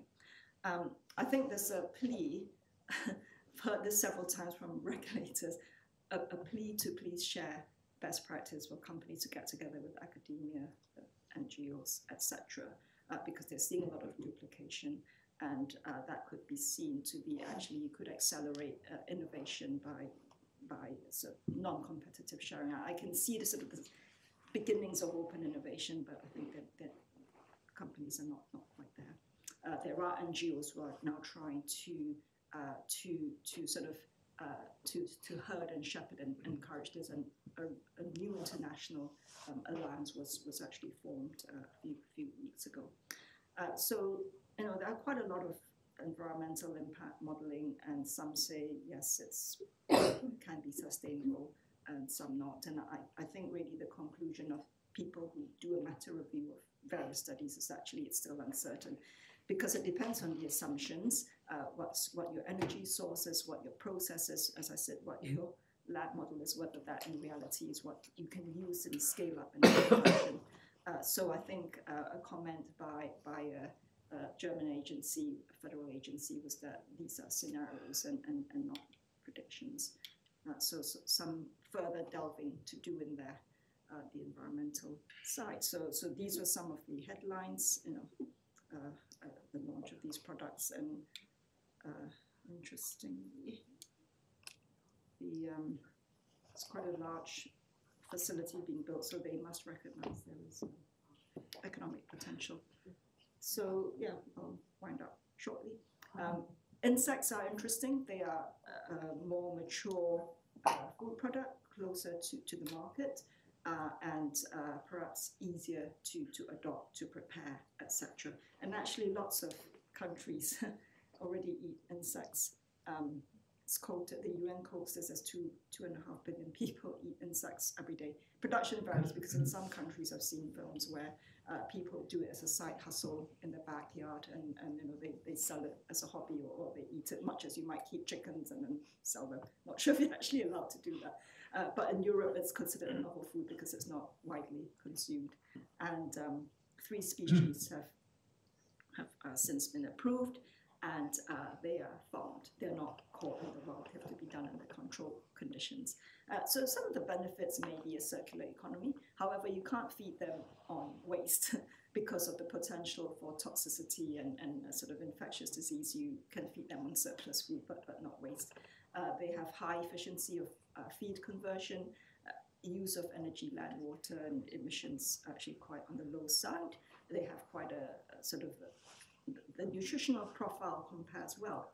The health impact, I think quite a lot of areas probably require research, and because it's high in protein, actually can be a sort of a stimulant of allergenicity, and given that maybe 8 to 10% of the population may be vulnerable or sensitive to that, there's actually a labeling requirement on food products precisely for that reason. What we don't know in Europe is consumer interest. So palatability plays a part. However, it can be used as an ingredient, perhaps mashed up in flour, in baking. It could be used as feed for livestock. So just if you want to do some further reading, these are actually quite some interesting reviews. This was the Federal Agency Meat of the Future, which picked up where the European Environment Agency left out. It's a very thorough review. Politics of Protein by the UN International Panel of Experts on Sustainable Food Systems, again, takes a different angle in the sense of please don't concentrate on protein and protein. And Nature Food, there's been a recent issue focusing on cellular agriculture. It's the same thing for cultured foods. And of course, the CE Delft review, which was commissioned by the Good Food Institute, is an NGO with links to industry. So this was actually for the very first time where the analysts could actually get access to some industry process and industry knowledge. However, they do acknowledge actually they couldn't get full access, so that is still with some grey areas, and of course there are more. So that was just a brief survey of what's going on and some of the areas looking into.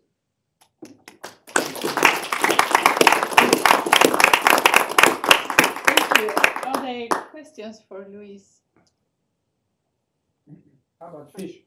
Yeah, I guess it's how you define meat, but yes, fish considered part of that. But of course, on the spectrum of impact on the environment, actually, there are some areas where fish actually surprisingly high negative impact on the environment. So there are actually companies developing cultured fish, cultured crustaceans.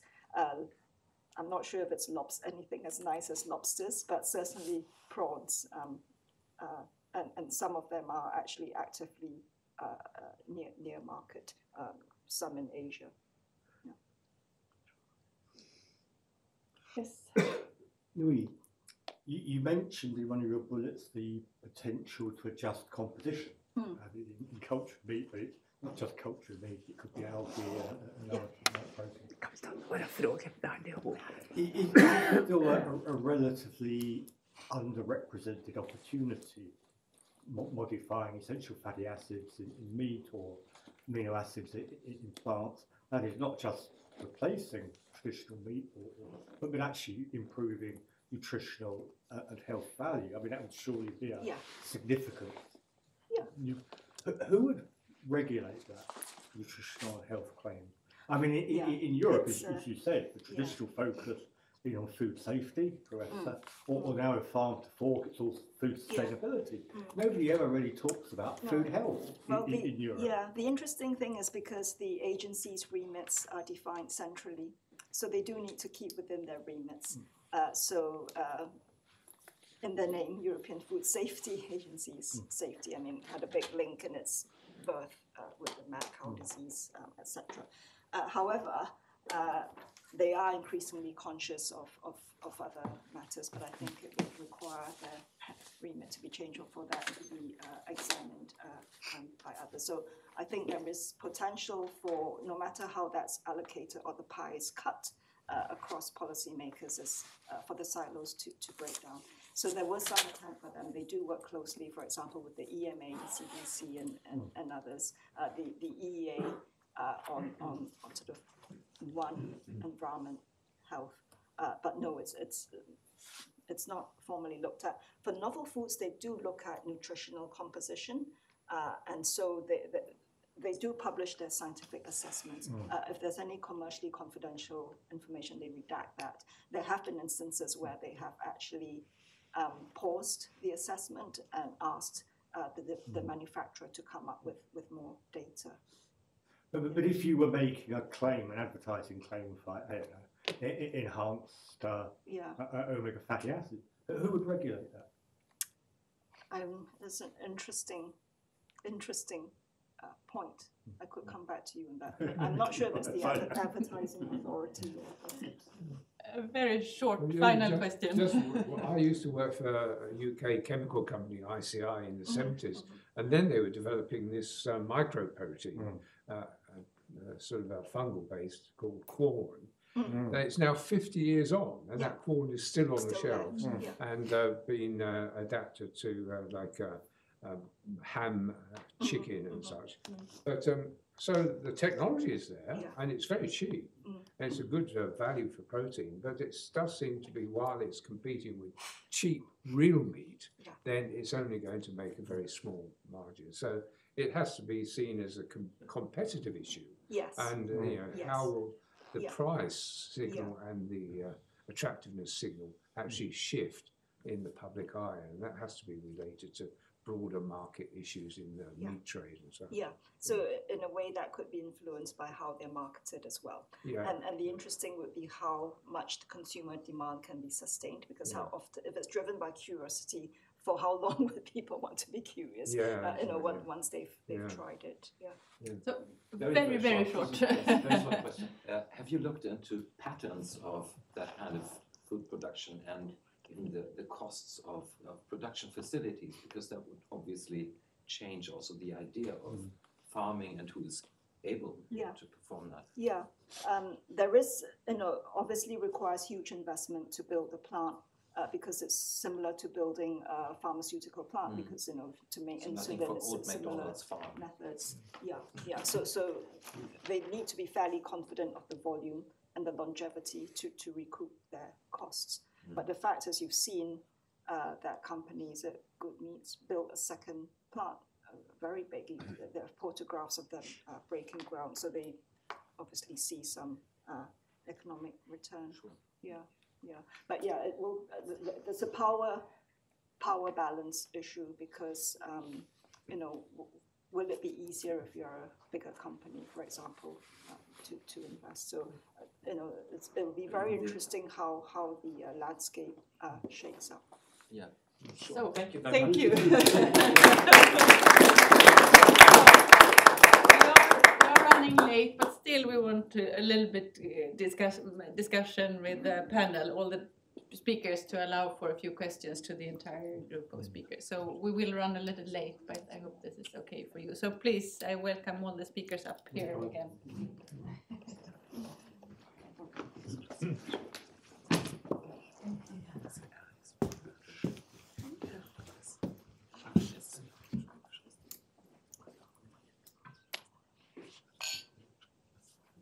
Well, I have a first very general question, but probably very difficult. So we have, all of this hinges on the climate, disaster, really, the global warming. When do you think, according to your own view, when do you think the warming will be at least a flattening and not just increase? Never, in 10 years or in 15 years? What's your own personal take on that? So, Mike, that's almost impossible to answer, because the key driver is the emissions to the atmosphere, not just the CO2, but we've also got the methane problem, which relates to livestock production, of course, and the other gases, even this new one used in wind generators, SF6 is such a powerful gas that even a small amount of that will contribute. I think it's such a fundamental conflict with the way in which economies and lifestyles are driven, which are fundamentally integrated into our political systems and our individual consumer choice systems, that the way of turning down this concept of growth is something we have to apply for, is really, really almost impossible. And in the UK political system, the latest, change of prime ministers has involved a lot of headline political priorities being offered to various electorates and public. And it's also growth, always growth, growth, growth. No one ever says, no one ever talks about Herman Daly's vision of a steady state economy where you don't have growth, and let alone, there's a Japanese economist who's just come up with a degrowth policy, and Kate Raslow has her donut economy, which again is similar, having an economy within planetary limits. None of those have got any traction within the economic community, let alone the political community. And while the whole political system is based on offering growth, growth means more energy, more materials, more consumption, more waste, and is totally incompatible with trying to peak. So I personally think that we will bumble along this growth pattern until natural events outside people's control cause it to stop through, either climate breakdown or local social breakdowns associated with climate change. So it's not a very optimistic perception, but it's one that I reach reluctantly, not optimistically. So what about you? Well, of course, there are lots of uncertainties, not least whether the political promises that have been made will be kept. And I think probably what we can all agree on is that the world will not keep below 1.5 degrees. We will overshoot that, whether we will come back again is uncertainty. If you look at the current trajectories, according, for example, to the promises that were made at COP26 last year, and there really hasn't been anything more this year, then it looks like a peak of about 2.4 if we're lucky. But indeed, that there are tremendous uncertainties in terms of will the promises be kept, will the focus on growth, as Mike says, persist.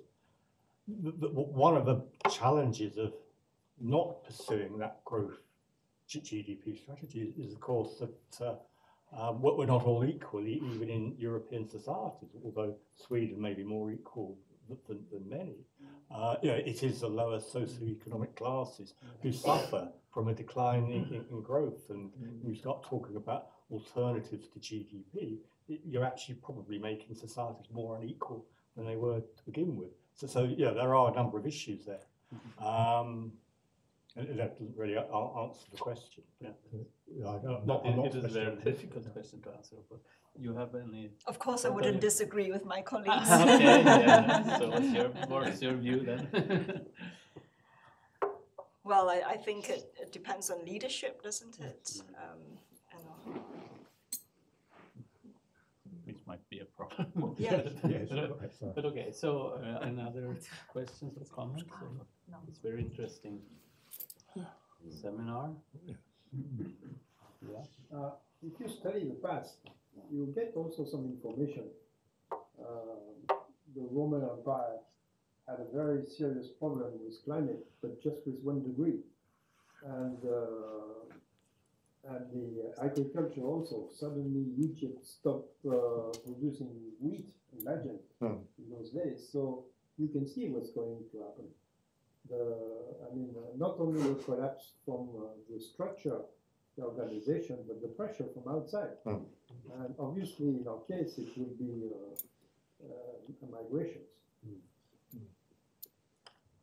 Yeah, and if you look at the projections for agriculture, for example, worldwide, then parts of Northern Europe look as though cereal yield may actually increase over the next few decades. And maybe it will. But that actually doesn't take account of complex climate change patterns, nor, for example, the spread of new pests and diseases that will affect agriculture. So these projections are very difficult to make. But as you say, even if domestic production grows a little bit in Northern Europe, we are indeed still importing more than 50% of our food requirements, and that may collapse because of the pressures elsewhere in the world. It is frustrating because the technologies available do have much more to offer than are being delivered, because the political structures in which they're incentivized or encouraged are still inadequate. And from the point of view of the standard idea that a lot of people say we have to harness capitalism to actually solve the problem that capitalism has created. in a capitalist model, the ideal model, then if a business, whether it's, say, fossil fuels or mineral production, is not creating a social benefit as well as a financial benefit, then the system should have some feedback loops which steer innovation towards remedying that basic problem. We've not seen that operating. What we've seen is that when oil companies or even large chemical conglomerates in the USA saw climate change as a threat, their strategy was not to try and innovate to ameliorate the threat that their industry posed. It was firstly to deny the threat. Secondly, it was to obstruct or sabotage the science. Thirdly, to capture the political system so it didn't offer a threat. It was exactly the opposite of what a social-based capitalism would actually try and do. And that's the rather unfortunate challenge which our political system has not yet addressed.